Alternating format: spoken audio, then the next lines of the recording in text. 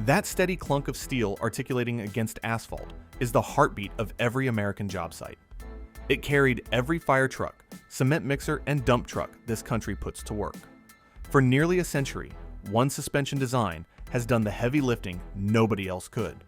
But almost no one outside the trucking trade can explain how his walking beam rescued an entire industry from collapsing. This is the story of a Swedish machinist, a Chicago pothole, and the patent that 2 million trucks still ride on today. Magnus Hendrickson was born in 1864 in the Swedish countryside into a generation that watched the Industrial Revolution arrive on horseback. By his early 20s, like millions of other Scandinavians, he booked passage to America. He carried nothing remarkable with him except a pair of trained hands and an instinct for how moving parts wanted to behave. His first real engineering job was at the Louth-Jurgens Motor Car Company in Ohio. They built early commercial trucks, and Magnus learned the trade the way every immigrant machinist of that era learned it, by staring at the broken ones. And in 1913, broken trucks were the only kind there were. The roads of pre-war America were not roads, they were ruts. Churned mud in the spring, frozen ridges in the winter, dust and stone the rest of the year. A loaded freight wagon hitting a single bad pothole could snap a leaf spring like a dry pencil. Loads tipped, axles bent, drivers were thrown from their seats. Magnus had watched it happen on the streets outside the Louth-Jurgens shop. The whole logic of long-distance trucking, the idea that you could move heavy freight by motor instead of by rail, was being quietly strangled by something nobody had figured out how to fix. The suspension. That was the problem Magnus Hendrickson decided to put his name on. On the 1st of May 1913, he founded the Hendrickson Motor Truck Company in Chicago, Illinois. It was a small operation. A handful of men, a leased shop, a customer base that consisted mostly of stone haulers and construction outfits who needed to move limestone and crushed gravel out of Illinois quarries. His first trucks were brutal little machines. Bare frame chassis, hand crank starters, and a mounted crane bolted directly to the bed for loading and unloading by hand. They worked. Barely. But every one of them rode on the same compromised single-axle leaf spring suspension that the rest of the industry was using. And every one of them broke for the same reasons. Pothole after pothole, the stone trucks of Chicago were beating themselves to death from underneath. Magnus had spent his whole career staring at the broken ones. Therefore, he was going to have to design something new. Magnus Hendrickson did not solve the suspension problem alone, and he didn't solve it quickly. By the mid-1920s, he had been building stone hauling trucks for over a decade. He had also been raising 2 sons who'd grown up inside the family workshop. Robert, called Bob, and George. By the time they were old enough to hold a pencil straight, they were also old enough to hold a wrench.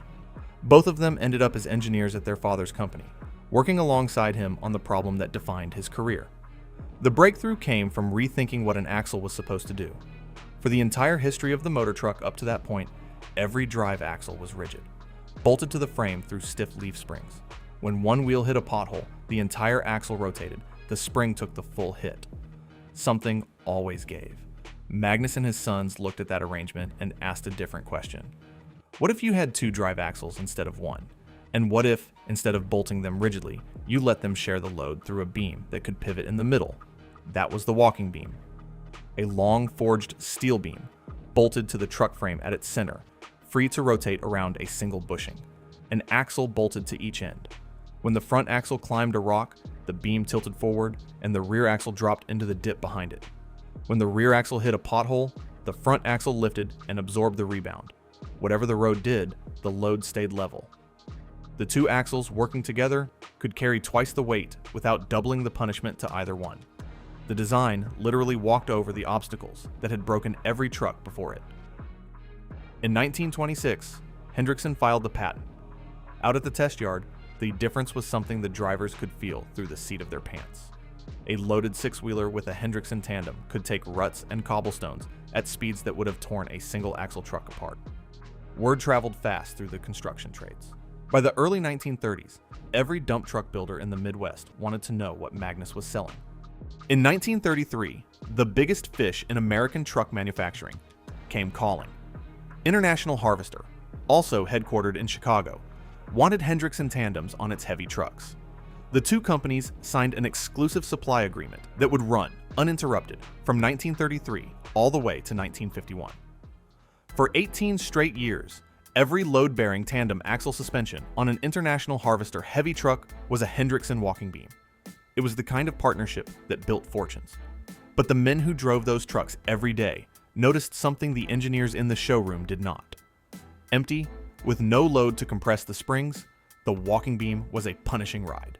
Every railroad crossing and every patch of rough pavement came up through the chassis like a hammer blow. Drivers learned to lock their elbows and brace against the steering wheel. Magnus heard the complaints. He didn't care. The walking beam was not designed for the driver. It was designed for the load. It was a decision he would not live to see questioned. By the end of the 1930s, the walking beam was no longer an innovation. It was infrastructure. Every major construction project in the country was being built on the back of a Hendrickson tandem. The Hoover Dam materials, highway grading crews, quarry haulers running limestone from Indiana into the steel mills of Gary. Wherever the country was being poured or paved or torn open, a 6x4 with a Hendrickson under the rear was doing the heavy work. The design that had started as a fix for Chicago potholes was now the spine of American heavy industry. And then the war came. Therefore, when the United States entered World War II, Hendrickson was already exactly the kind of company the War Department needed. The Chicago plant pivoted almost overnight. Crane carrier chassis for the Marine Corps. Fire engines built on International Harvester chassis. Diesel conversions of the heavy International Harvester trucks that were being shipped to every theater of the war. Hendrickson's walking beam tandems hauled artillery, fuel, ammunition, and aircraft components across 2 oceans. The design that had been engineered for Chicago quarries was now articulating across coral atolls in the Pacific and frozen mud in the Ardennes, and it kept up. That was the moment the walking beam stopped being an American idea and became a war asset. But the war ended.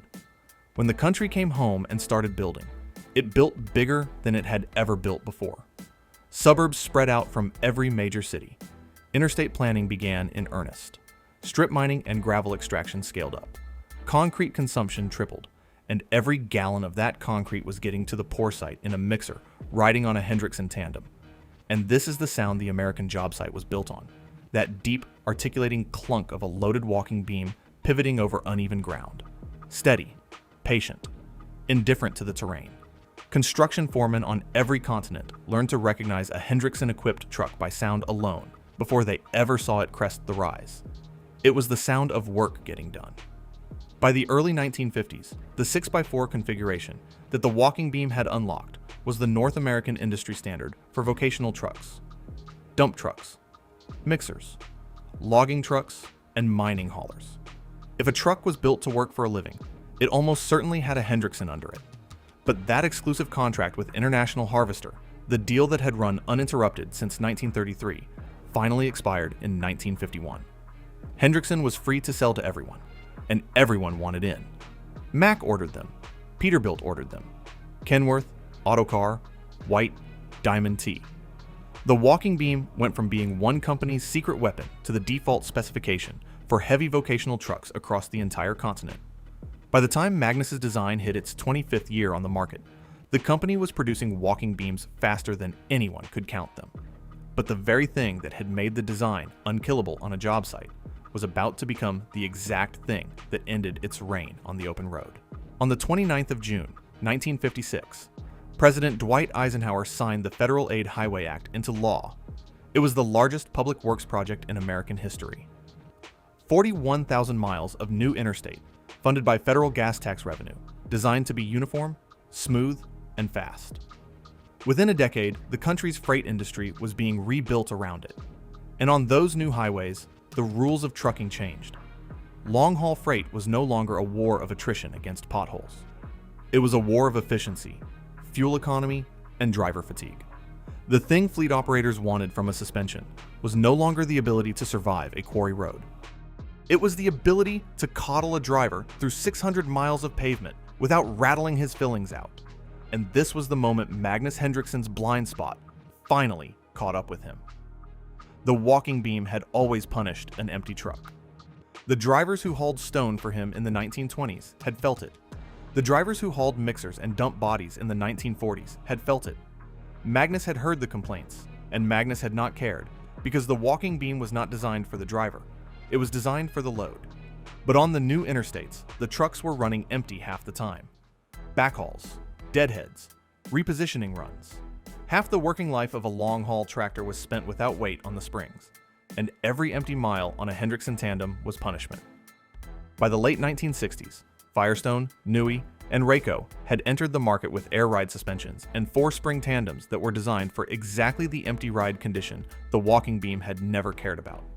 Drivers compared them back to back. The choice was not close. By 1970, the long-haul market had moved on.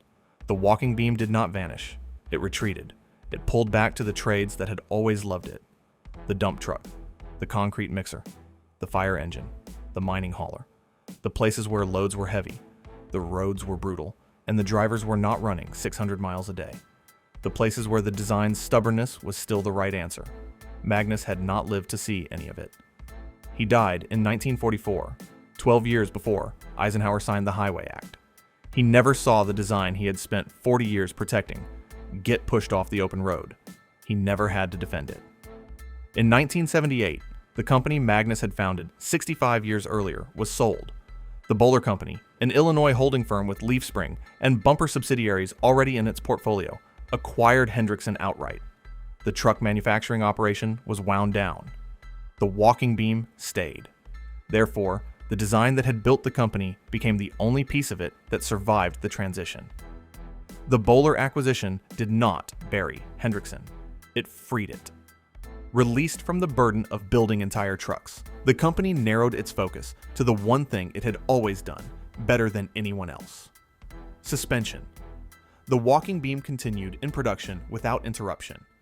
Through the 1980s, through the 1990s, through 3 more decades of trucking evolution.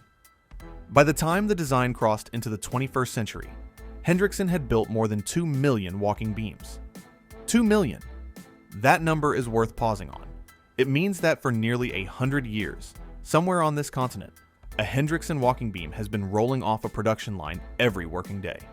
Not as a museum reproduction, as current inventory. The geometry Magnus and his sons drew up in a Chicago workshop in the mid-1920s is still the geometry being forged, welded, and shipped to truck manufacturers in the present day. The product names have changed. Hallmax, RT Series, AR2. The materials are better. The tolerances are tighter. The bushings are engineered compounds Magnus would not have recognized. But the architecture is his. A center-pivoted equalizing beam. 2 axles sharing a load through a single bushing. The same fundamental geometry that solved the Chicago pothole problem in 1926. The trades that adopted the walking beam in the 1930s never let it go. Every American fire department running a heavy aerial apparatus, every concrete fleet in every major city, every logging operation in the Pacific Northwest, every open-pit mining operation in the Rocky Mountains. Magnus's design is still under all of them, still distributing the load, still walking over the obstacles that would break anything else. Therefore, the design that lost the highway never actually lost. It just outlived the era that tried to replace it. If you stand at the gate of any active American job site today, you can still hear it. That same articulating clunk Magnus engineered into his trucks in 1926. The sound of a center-pivoted beam absorbing a rut so the load above it doesn't have to. 100 years on, it has not changed pitch.